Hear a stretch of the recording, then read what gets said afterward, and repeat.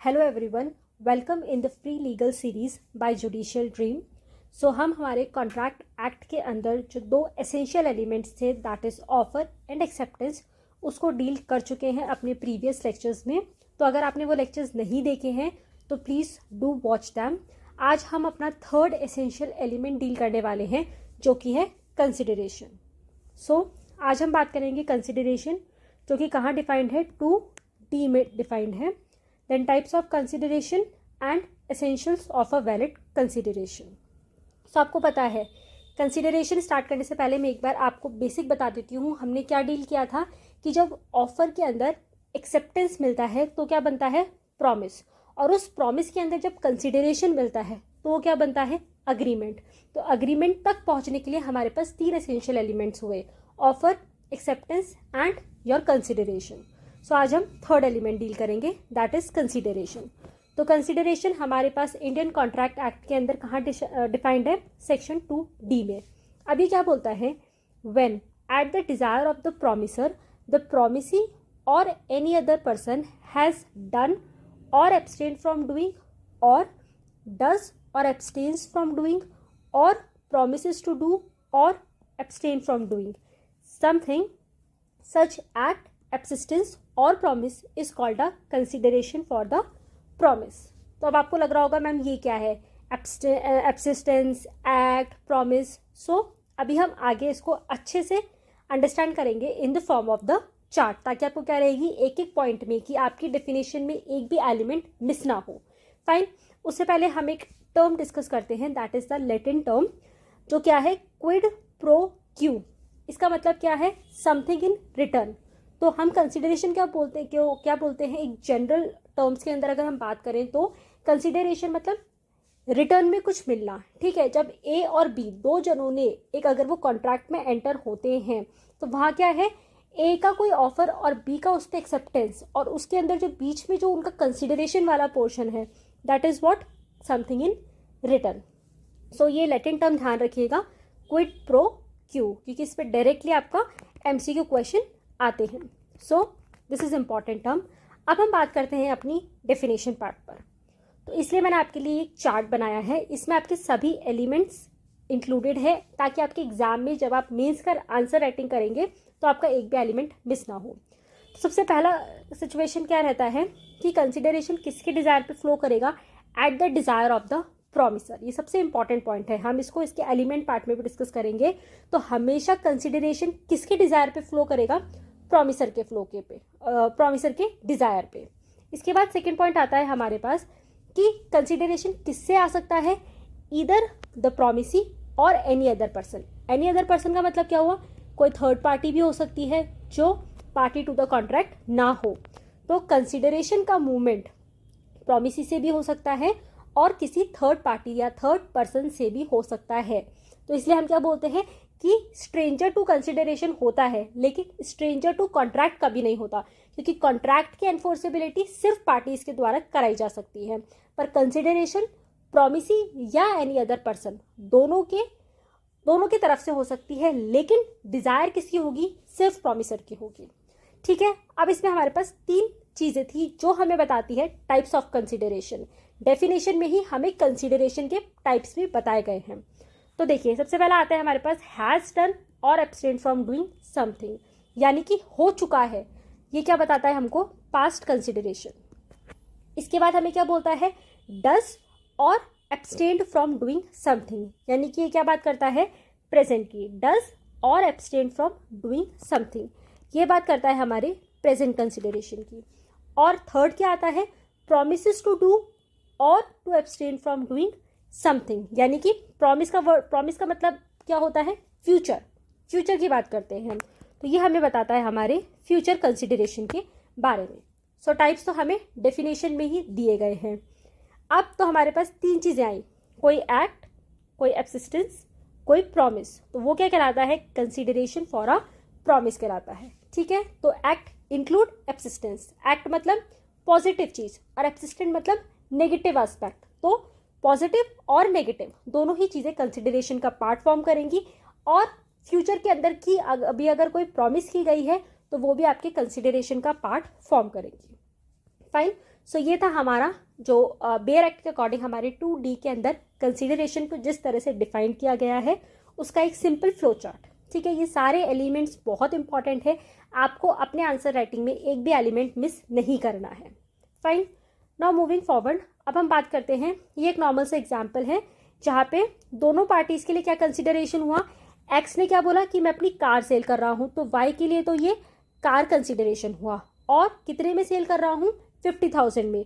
तो वाई ने जो ये एक्स को 50,000 रुपीज़ पे किए, ये एक्स के लिए कंसिडरेशन हुआ। तो दोनों के लिए जो चीज़ें हैं वो कंसिडरेशन हो गई। एक्स ने कार सोल्ड करी तो वाई के लिए कार कंसिडरेशन है, और वाई ने जो एक्स को 50,000 दिए वो एक्स के लिए कंसिडरेशन है। फाइन, मूविंग फॉरवर्ड, अब हम बात करेंगे टाइप्स ऑफ कंसिडरेशन। तो जैसा कि हमने देखा था कि डेफिनेशन में ही हमें तीन टाइप्स बताए गए हैं। पहला है पास्ट कंसिडरेशन, दूसरा है प्रेजेंट या एग्जीक्यूटेड कंसिडरेशन भी बोला जाता है। जैसे कि हमने पढ़ा था एग्जीक्यूटेड कॉन्ट्रैक्ट, अगर आपने पहले के लेक्चर्स देखे होंगे तो हमने पढ़ा था टाइप्स ऑफ कॉन्ट्रैक्ट के अंदर एग्जीक्यूटेड कॉन्ट्रैक्ट। इसी तरीके से फ्यूचर और एग्जीक्यूटरी कंसिडरेशन, ऐसे ही हमने पढ़ा था executory contract. Fine, so past consideration क्या होता है, act occurred before promising to pay, मतलब अभी कंसिडरेशन देने का प्रॉमिस नहीं किया गया है पर उससे पहले ही एक्ट हो चुका है। जैसे example, mister A provided transportation to mister B in June, service यानी कि एक्ट हो चुका है जून में, पर इस सर्विस का कंसिडरेशन कब पे हुआ, जुलाई में। इन जुलाई मिस्टर बी अग्री टू पे mister A for ₹1,000 for the service. तो यहाँ क्या हो रहा है, पे करने से पहले, प्रॉमिस टू पे से पहले ही एक्ट हो जाता है। So that is past consideration, यानी कि एक्ट पहले हो गया, कंसिडरेशन बाद में दिया जा रहा है। सेकंड आता है प्रेजेंट या एग्जीक्यूटेड कंसिडरेशन, जिसका मतलब दोनों चीजें साइमल्टेनियस चल रही है, प्रॉमिस भी एंड कंसिडरेशन भी, both are taking place simultaneously. जैसे कि मैंने आपको 500 में अपने 5 पेयर रख दिए, आपने हैंड टू हैंड मुझे 500 रुपीज दे दिए, तो यहाँ पे क्या हुआ, प्रॉमिस और कंसिडरेशन का साइमल्टेनियस एक्सचेंज हुआ है। So example, you buy grocery from a vendor and immediately pay him the price. तो यहाँ क्या हुआ, दोनों पार्टीज का ऑब्लिगेशन खत्म हो गया है। फाइन, इसके बाद आता है हमारे पास फ्यूचर या एग्जीक्यूटरी कंसिडरेशन। इसका मतलब क्या होता है कि कंसिडरेशन कॉन्ट्रैक्ट के फॉर्मेशन के बाद फ्लो करेगा। That is consideration for a promise moves after the contract is formed. यानी कि सपोज अगर मैंने ए पर्सन ने बी पर्सन से ये कॉन्ट्रैक्ट किया कि आप मुझे एक हाउस कंस्ट्रक्ट करके दीजिए और मैं आपको इन रिटर्न 5 लाख दूंगा, तो यहाँ पर कंसिडरेशन फ्यूचर के अंदर मूव करेगा जब ए अपना ऑब्लिगेशन फुलफिल करेगा। यानी कि जब ए हाउस बना के देगा फ्यूचर में, तो फ्यूचर में उसके रिटर्न में 5 लाख पे किए जाएंगे बी के द्वारा। सो यहाँ क्या हुआ, फ्यूचर कंसिडरेशन है। जैसे example, you purchased a car from a showroom, जिसकी डिलीवरी कब है, नेक्स्ट वीक है। तो जब कार नेक्स्ट वीक आपको रिसीव होगी तब आप उसका पेमेंट करेंगे। So that is you agree to pay the seller when the car arrives. तो इस तरह से हमारे पास क्या हुआ, 3 तरह के कंसिडरेशन होते हैं, past, present and future. Fine, now moving forward, अब हम बात करते हैं कि एक वैलिड कंसिडरेशन के लिए क्या क्या एसेंशियल एलिमेंट्स होने जरूरी हैं। सबसे पहला क्या होता है, the consideration must move at the desire of the promiser. This must word is very important.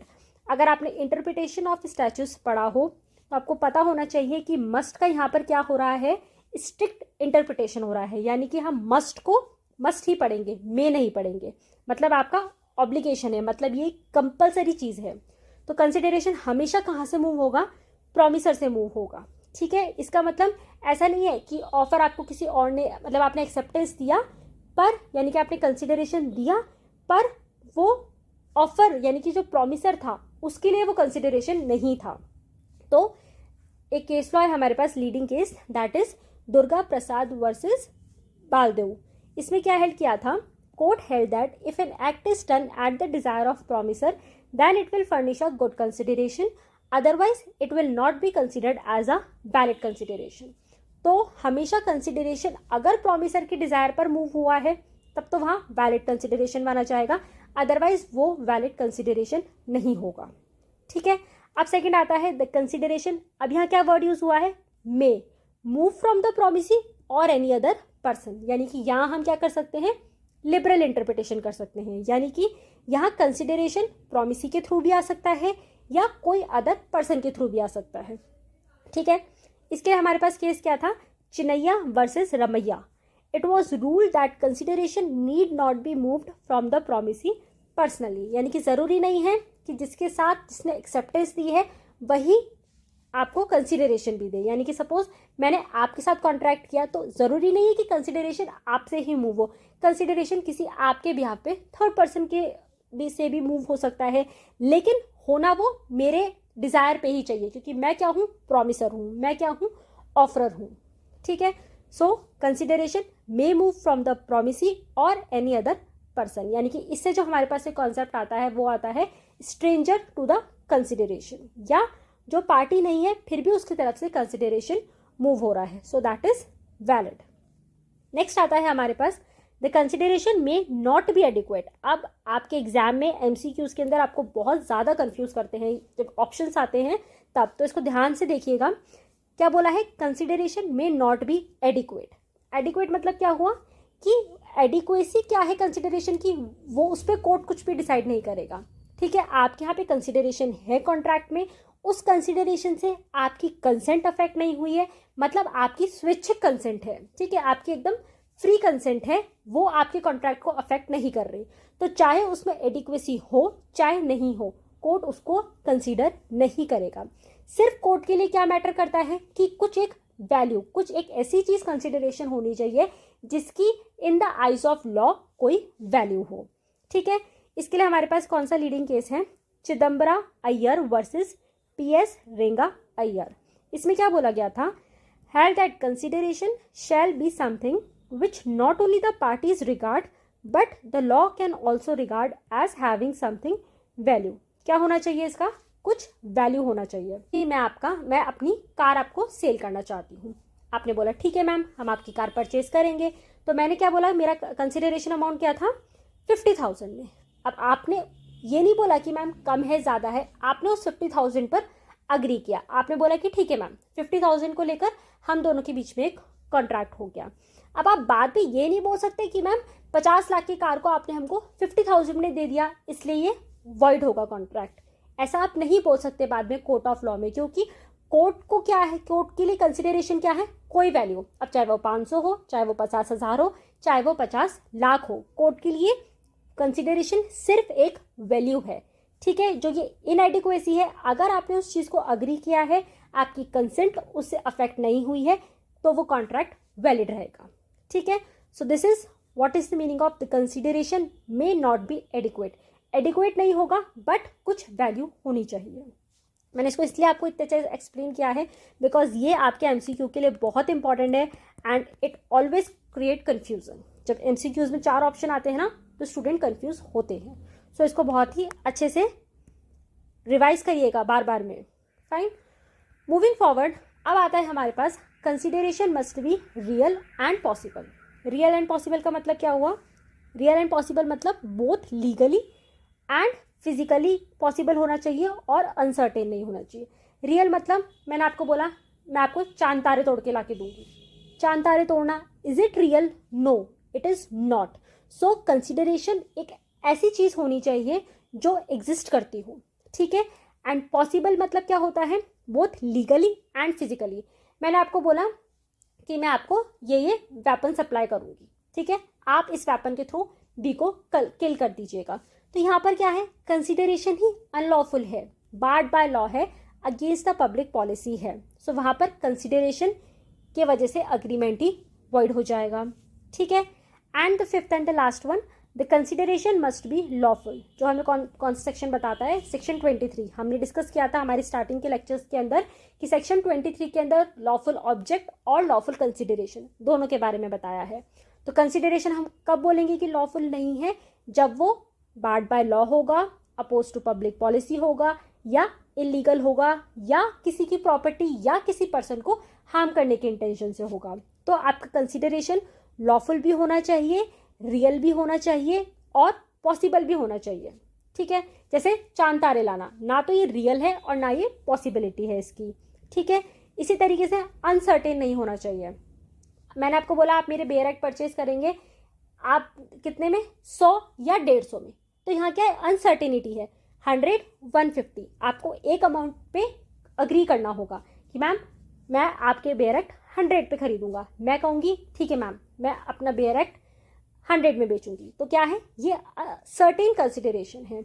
सो ये सारे एलिमेंट्स आपको अच्छे से ध्यान रखने हैं, because when they are asked in your MCQ questions students tend to get confused. So आप अच्छे से इस क्लास को रिवाइज करेंगे एंड इससे रिलेटेड जो भी प्रैक्टिस क्वेश्चंस हैं both MCQ and mains writing वो हमारी वेबसाइट www.judicialdream.com पर अवेलेबल हैं। सो आप डेली टॉपिक्स पढ़िए, उन्हें रिवाइज कीजिए एंड सेम डे उनकी प्रैक्टिस कीजिए।